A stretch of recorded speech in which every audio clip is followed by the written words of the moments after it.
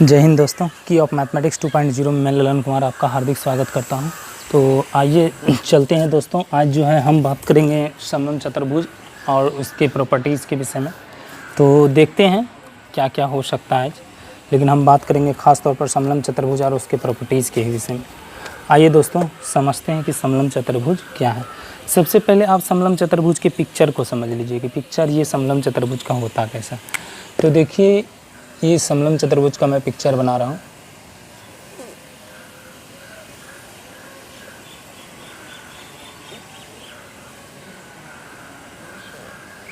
Naming मैं कर सकता हूँ इसका A, B, C और D। इसमें ख़ास बातें क्या है, मैं इसको A साइड मानता हूँ तो इसको क्या करना होगा, B साइड मानना होगा। ठीक है, अब यहाँ पर क्या होता है समलंब, वह समझते हैं। समलंब चतुर्भुज का पहले जो डेफिनेशन समझिए आप। समलंब चतुर्भुज, जिसको अंग्रेजी में क्या कहते हैं, अंग्रेजी में कहते हैं ट्रेपेजियम। ठीक है, ट्रेपेजियम क्या कहते हैं, ट्रेपेजियम। ठीक है, इसको कहते हैं ट्रेपेजियम। बोलता है वैसा चतुर्भुज जिसके सम्मुख भुजा का केवल एक युग्म समानांतर हो, वैसा चतुर्भुज। वैसा चतुर्भुज जिसके सम्मुख भुजाओं का केवल एक युग्म समानांतर हो। ठीक है, क्या कहा गया, वैसा चतुर्भुज जिसके सम्मुख भुजा केवल एक युग्म समानांतर हो, उसे क्या कहेंगे, उसे समलंब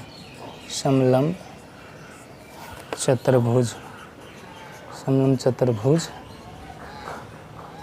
कहा जाता है। अब इसके प्रॉपर्टीज़ के बारे में हम चर्चा करते हैं कि समलंब चतुर्भुज का प्रॉपर्टीज़ क्या है।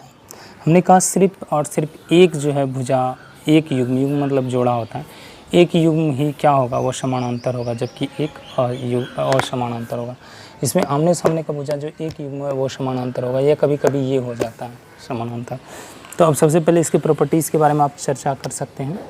प्रॉपर्टीज़ क्या होता है, तो हो जाएगा प्रॉपर्टीज़ अब ट्रेपेजियम। प्रॉपर्टीज़ ऑफ ट्रेपेजियम में क्या है, तो कहा जा रहा है कि समलंब चतुर्भुज के सम्मुख भुजा का केवल एक युग्म क्या होता है, समानांतर होता है। ठीक है, केवल एक युग्म समानांतर होता है। इसको शॉर्टकट लिखते हैं, एक केवल लिखिए, केवल भुजा का एक युग्म समानांतर होता है। ठीक है, केवल एक युग्म ही समानांतर होगा, जबकि एक युग्म क्या होता है, असमानांतर होता है। दूसरा प्रॉपर्टीज़ देखिए, जैसे ये और ये क्या होगा, समानांतर हो जाएगा, लेकिन वो और वो नहीं होगा। अगर जब वो और वो होगा तो ये नहीं होगा। अब आगे क्या है, तो ये थोड़ा सा समझने वाला बात है। यहाँ पर है कि समलंब चतुर्भुज के असमांतर, अब जो बचा हुआ भुजा है उसके बारे में चर्चा चल रहा है, और समानांतर भुजाओं के मध्य बिंदुओं को मिलाने वाली। ठीक है, जो असमानांतर भुजा है उसको मिलाने वाली रेखाखंड की लंबाई समानांतर भुजाओं के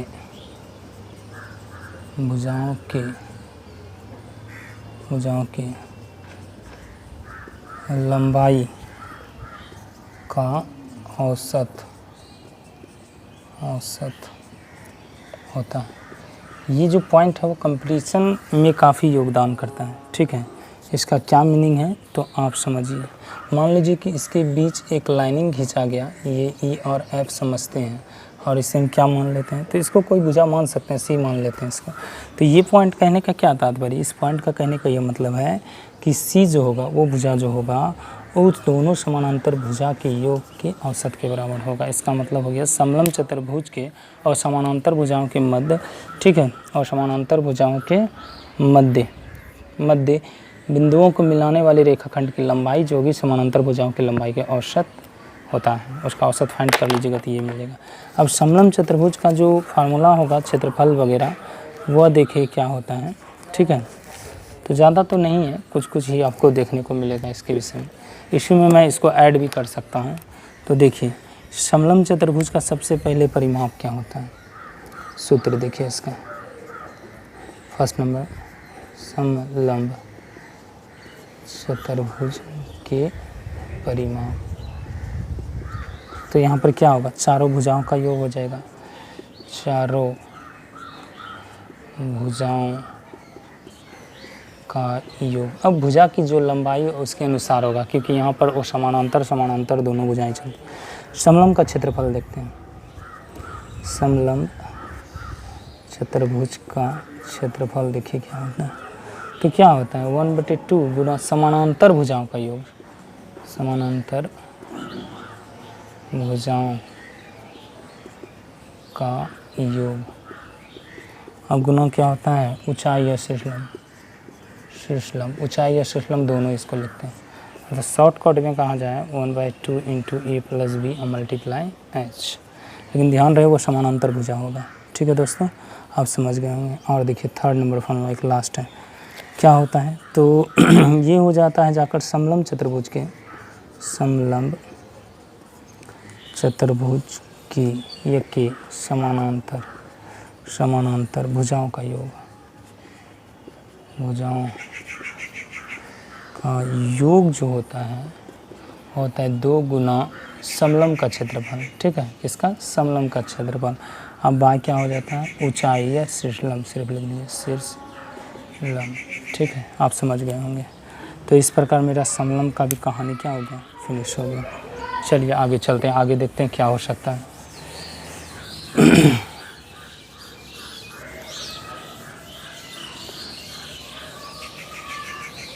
इस प्रकार आपने देखा कि समलंब का जो है, जो मैंने बताया वो समलंब भी खत्म हो गया।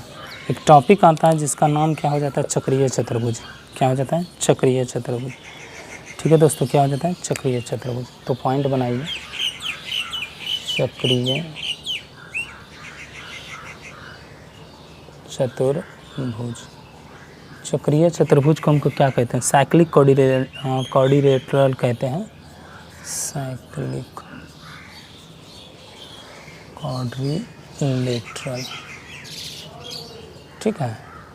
तो ये क्या होता है, एक्चुअल में चक्रीय चतुर्भुज जो होता है वो किसी वृत्त के अंदर होता है, अर्थात वैसा चतुर्भुज जिसके चारों शीर्ष एक वृत्त पर स्थित हो, ठीक है, वैसा चतुर्भुज जिसके चारों शीर्ष किसी वृत्त पर, ठीक है, क्या बोल रहा है, वैसा चतुर्भुज जिसके चारों शीर्ष किसी वृत्त पर, ठीक है, शीर्ष जो होगा वह किसी वृत्त पर स्थित हो, क्या हो, किसी वृत्त पर स्थित हो, उसको क्या कहते हैं, चक्रीय चतुर्भुज कहते हैं, चक्रीय चतुर्भुज कहलाता है। अब इसका पिक्चर आप देख सकते हैं। सबसे पहले आप सर्किल बनाइए और ऐसा बनाइए कि इसका चारों साइड वृत्त के परिधि को टच करता है। आप देख सकते हैं एक वृत्त पर चारों भुजा इसका शीर्ष है, इसका नेमिंग कीजिए A, B, C और क्या हो गया D। तो इस प्रकार से चक्रीय चतुर्भुज देखने को मिलता है। अब चक्रीय चतुर्भुज के कुछ प्रॉपर्टीज़ हैं, उसको समझ लीजिए। तो क्या होगा, प्रॉपर्टीज़ ऑफ साइक्लिक क्वाड्रिलेटरल, ठीक है। आइए, तो ये प्रॉपर्टीज पहला बोलते हैं चक्रीय चतुर्भुज के चारों शीर्ष एक वृत्त पर होते हैं, ये तो कॉमन पॉइंट था। चक्रीय चतुर्भुज के चारों शीर्ष एक वृत्त पर स्थित होते हैं। ये तो है कॉमन। दूसरा पॉइंट समझिए दोस्तों। दूसरा होता है कि चक्रीय चतुर्भुज के सम्मुख कोण संपूरक होते हैं।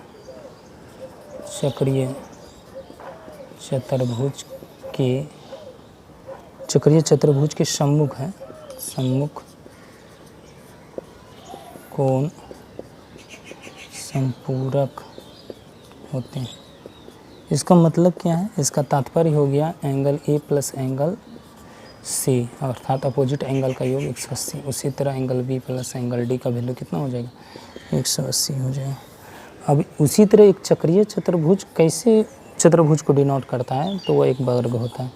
चक्रीय चतुर्भुज एक वर्ग होते हैं। याद रखना चाहिए इन सारे प्रॉपर्टी को। चक्रीय चतुर्भुज कैसे होते हैं? तो एक वर्ग की भांति होते हैं। इसके अलावा कुछ और है। तो चक्रीय चतुर्भुज एक आयत भी हो सकता है। क्या हो सकता है? तो चक्रीय चतुर्भुज जो है, चक्रीय चतुर्भुज एक आयत भी होता है, आयत होता है। ठीक है, चक्रीय चतुर्भुज क्या होता है? एक आयत भी होता है। चक्रीय चतुर्भुज क्या हो सकता है? एक आयत भी हो सकता है। उसी तरह क्या होता है? तो 5 नंबर पॉइंट में चक्रीय चतुर्भुज का एक बहिष्कोण, एक बहिष्कोण है, बहिष्कोण। ठीक है, चक्रीय चतुर्भुज का जो एक बहिष्कोण सुदूर, सुदूर मतलब होता है दूर, के एक सम्मुख कोण, एक सम्मुख कोण के बराबर होता है, के बराबर होता है। ये पॉइंट आप नहीं समझ पाए होंगे। आइए मैं इसको समझा दूँ। मान लीजिए ये सम्मुख कोण खींचा, तो ये एंगल एक बनता है यहाँ पर, है ना। इसी एंगल के बारे में चर्चा है कि CBE जो है, देखिए CBE मतलब इसको E बना देते हैं। CBE एंगल जो होगा, इसी के बारे में मैं समझा रहा हूँ। CBE एंगल जो होगा वह सुदूर, इससे दूर वाला एंगल कौन है? तो एंगल है कौन? D है, अर्थात ये D एंगल के इक्वल हो जाता है। यही पॉइंट कहना चाह रहा है। अगला देखते हैं इसी में। अगला पॉइंट 6 नंबर जो कहता है, हाँ 6 नंबर ही है, बोलता है वर्ग तथा आयत हमेशा एक चक्रीय चतुर्भुज भी होते हैं। वर्ग और आयत जो होता है वो हमेशा एक चक्रीय चतुर्भुज होता है। पॉइंट नंबर 7 इसका प्रॉपर्टीज देखते हैं कि समलंब जो होता है, समद्वि बाहु, ये सिर्फ समलंब नहीं है, समद्वि बाहु समलंब है। ये कैसा होता है तो मैं बाद में बताऊंगा आपको। चतुर्भुज, ये समलंब समद्वि बाहु चतुर्भुज एक चक्रीय चतुर्भुज होता है, एक चक्रीय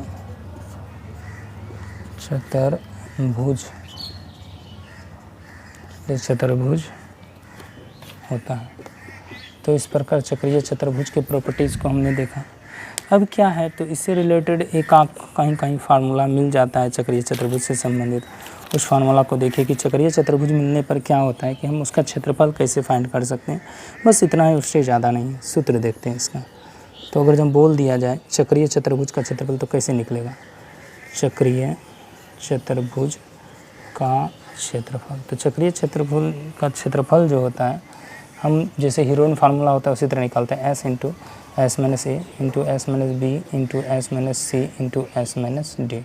चूँकि इसमें 4 भुजा होता है इसलिए D का यहाँ पर महत्व होता है। लेकिन S जो होता है, S को क्या कहते हैं? S को कहते हैं अर्ध परिमाप। इसका फार्मूला हो जाता है A plus B plus C plus D by 2। इस प्रकार से जो चतुर्भुज का कहानी था वह सारा मैंने आपको बताया। ठीक है, इसके अलावा चतुर्भुज में और भी कुछ बातें हैं जो कि अगर आप जानना चाहें तो बिल्कुल जान सकते हैं और इसको समझ भी सकते हैं। तो उसके लिए मैं अगली वीडियो में इसे और विस्तार से लेकर आऊँगा। इस वीडियो को देखने के लिए बहुत बहुत धन्यवाद। ज़्यादा दोस्तों तक इस वीडियो को फैलाने का प्रयास कीजिए। इसके लिए आपका बहुत बहुत धन्यवाद। बाय बाय दोस्तों।